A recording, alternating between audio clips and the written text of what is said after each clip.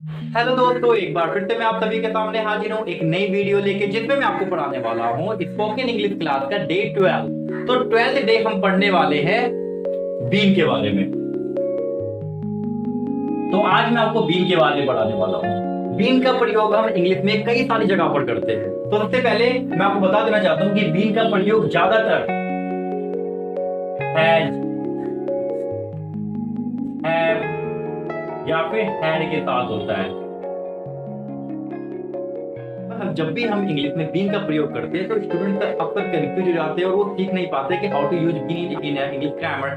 But आज मैं जिस तरह से आपको पढ़ाने वाला हूँ उसके बाद आप कभी भी कंफ्यूज नहीं होगे और आप सही से इसका प्रयोग कर पाओगे। तो सबसे पहले मैं आपको बता देना चाहता हूँ पहला यूज। पहले प्रयोग में हम क्या देखेंगे कि बीन का प्रयोग अक्सर उस केस में किया जाता है जब आपको कहना हो कि मैं किसी जगह पर होकर आया हूं, मैं किसी जगह पर होकर आया हूं। और ऐसे सेंटेंस में हम यूज करते हैं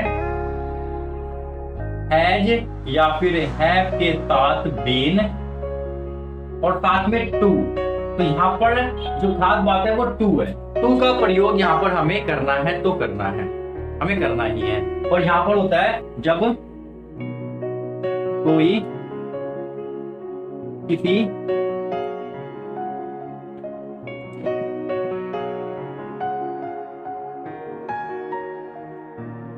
जब कोई किसी प्लेस पर होकर आया है, जब कोई व्यक्ति किसी प्लेस पर होकर आया हुआ है तो उस केस में हम हैज, हैव बीन, मतलब दोनों में से कोई एक के साथ बीन और साथ में टू का प्रयोग करते हैं। तो जैसे कि मैं कहता हूं मैं 2 बार नैनीताल होकर आया हूं, मैं 2 बार नैनीताल होकर आया हूं। तो मैं के लिए हम क्या लिखेंगे आई के साथ आता है have, I have been to. अब टू लगाना है हमें कंफर्म है कहां पर, I have been to Nainital twice. Twice का मतलब होता है 2 बार। I have been to Nainital twice, मैं 2 बार नैनीताल होकर आया हूं। I have been to Nainital twice, मैं 2 बार नैनीताल होकर आया हूं। अब ये जो होकर आया, इसके अंदर आप देख रहे हो कि टू के बाद कोई सा भी एक्शन नहीं है, जहां पर कोई एक्शन का प्रयोग नहीं हुआ है। अगर हैव बीन टू का प्रयोग कर दिया तो इसका मतलब हो गया होकर आना। ठीक है, तो टू के बाद उस जगह का नाम लिख दिया। जैसे कि मुझे कहना हो राहुल शिमला होकर आया है, राहुल शिमला होकर आया है, तो मैं क्या कहूंगा राहुल हैज, नाम के साथ हैज आता है, been to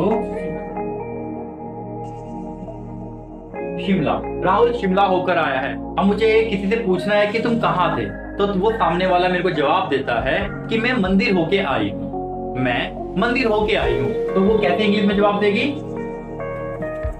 I have been to temple, मैं मंदिर होके आई हूं। या फिर मुझे किसी से पूछना हो क्या आप मीटिंग में होकर आए हो, क्या आप मीटिंग में होकर आए हो, तो क्या के लिए है पहले आ जाएगा have you been to meeting, have you been to meeting. तो इस तरह से हम जब किसी को बताना हो कि मैं कहीं होकर आया हूं तो हम हैज, हैव बीन के साथ टू का प्रयोग कर देते हैं। ओके, अब जैसे कि मैं सिंपल सा सेंटेंस हम थोड़ी प्रैक्टिस करते हैं। मैं अभी अपनी क्लास से होकर आया हूं, मैं अपनी क्लास से होकर आया हूं। I have been to my class, I have been to my class, मैं अभी स्टूडियो होकर आया हूं। I have been to studio, I have been to studio. Okay, I hope कि आपको हैज, हैव बीन टू के बारे में समझ में आ गया होगा।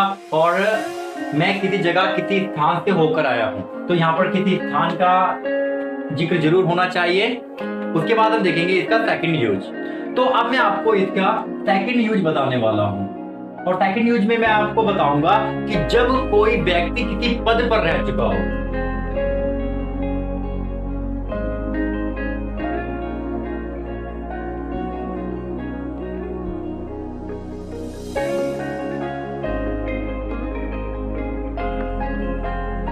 तो यहाँ पर आप ध्यान देंगे जब कोई व्यक्ति किसी पद पर रह चुका हो।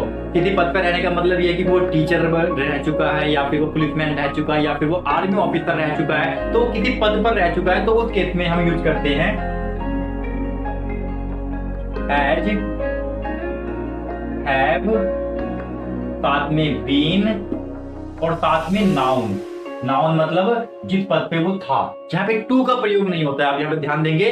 ओके, तो हम यहाँ पर देखेंगे, जैसे कि मैं कहता हूं मैं प्राइवेट स्कूल में टीचर रह चुका हूं, मैं प्राइवेट स्कूल में टीचर रह चुका हूं, तो आई हैव बीन टू, तो टू का प्रयोग इसमें नहीं करना है हमें। I have been teacher in private school. अब मैं कहता हूं महेंद्र सिंह धोनी क्रिकेट में आने से पहले, क्रिकेटर बनने से पहले वो एक टीटी था, तो मैं क्या कहता हूं महेंद्र सिंह धोनी क्रिकेटर रह चुके हैं, महेंद्र सिंह धोनी क्रिकेटर रह चुके हैं, तो मैं क्या बोलूंगा MS Dhoni has been TT, वह टीटी रह चुके हैं। ओके, अब जैसे कि मुझे कहना हो मेरे पिताजी रेसलर रह चुके हैं, मेरे पिताजी रेसलर रह चुके हैं, तो मैं कहूंगा my father has been wrestler, my father has been wrestler. या फिर मुझे कहना हो तुम मेरे विद्यार्थी रह चुके हो, तुम मेरे विद्यार्थी रह चुके हो, तो हम क्या बोलेंगे you have been my student.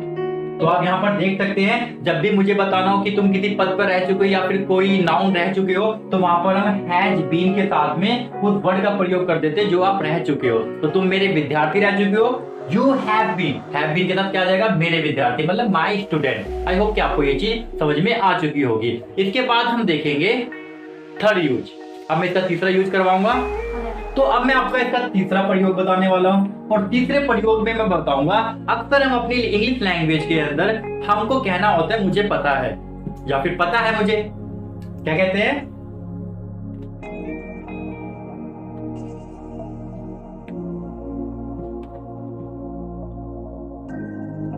या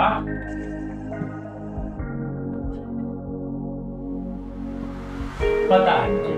अगर मुझे इंग्लिश में कहना हो मुझे पता है या पता है मुझे, वैसे तो आप कह सकते हो आई नो, लेकिन हमारे एक विधि पर्सन के अकॉर्डिंग कहा जाता है बीन देयर डन दैट। तो आप अगर इसका प्रयोग करते हो अपनी लैंग्वेज के अंदर, तो your language will be so attractive. अब जैसे कि मुझे कहना हो, अब मैं जैसे कि मैं कहता हूं रात में काम करना बहुत मुश्किल है मुझे पता है, रात में काम करना बहुत मुश्किल है मुझे पता है, तो इसको इंग्लिश में कैसे कहेंगे इट इज डिफिकल्ट। मतलब इसका मतलब होगा मुझे मुश्किल है, it is difficult to work, मतलब it is difficult to work at night. तो रात में काम करना बहुत मुश्किल है मुझे पता है, मुझे पता है क्या बोलेंगे बीन देयर डन दैट। तो इसका मतलब हो गया रात में काम करना बहुत मुश्किल है मुझे पता है, तो आप लास्ट में बीन देयर डन दैट बोल सकते हो। अब मुझे कहना हो कि इंग्लिश बोलना बहुत मुश्किल है मुझे पता है, तो हम क्या बोलेंगे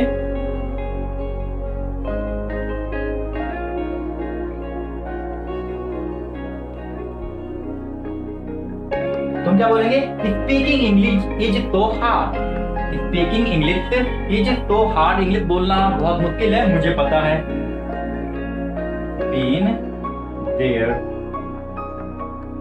done that, been there done that. तो इसी तरह से आप किसी भी चीज में कहीं पे भी जब भी आपको बोलना हो मुझे पता है, तो आप कह सकते हो बीन देयर डन दैट। तो इसके अंदर भी हमने एक बीन का प्रयोग सीखा है, तो ये हमारा तीसरा प्रयोग था। उसके बाद हम देखेंगे एक नया प्रयोग, तो अब हम देखेंगे इसका फोर्थ यूज, और फोर्थ यूज में मैं सिखाने वाला हूं आपको हैज, हैव के साथ बीन और साथ में एबल टू। तो आप यहाँ पर ध्यान देंगे 10th क्लास में हमने पढ़ा था हैज हैव के बारे में, उसके बाद 11th क्लास में हमने पढ़ा था एबल टू के बारे में, और यहाँ पर मैं हैज हैव के साथ में एबल टू का प्रयोग करके दिखा रहा हूँ, और साथ में हमने यहाँ पे बीन का भी ऐड कर दिया है। तो ये कहीं ना कहीं 10th क्लास और 11th क्लास पे डिपेंडेड है।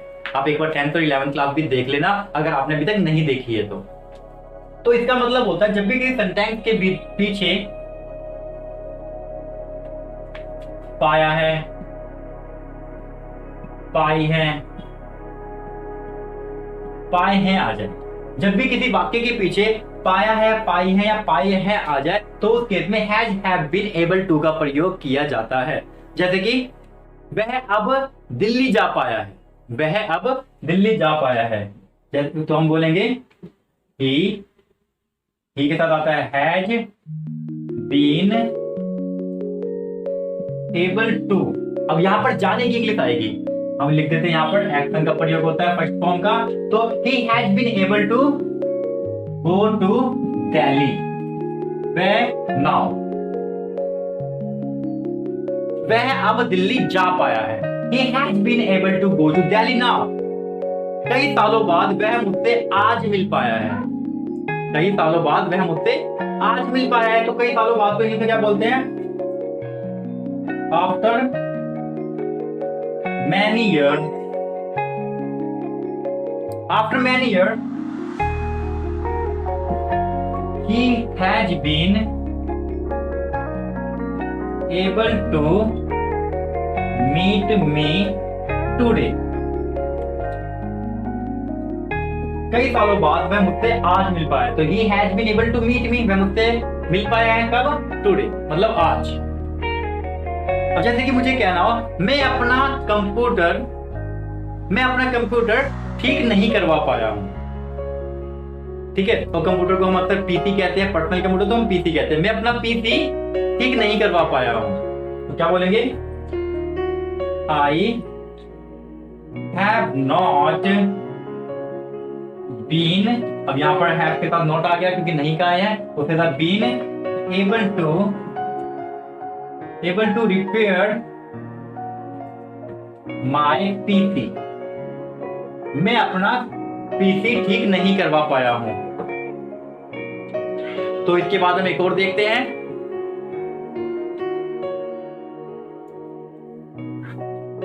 मैं आज तक बाइक नहीं खरीद पाया हूं, मैं आज तक बाइक नहीं खरीद पाया हूं, तो मैं क्या कहूंगा?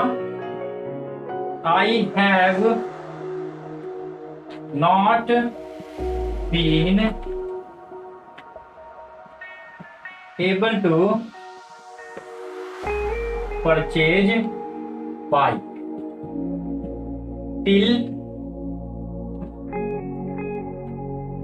टुडे।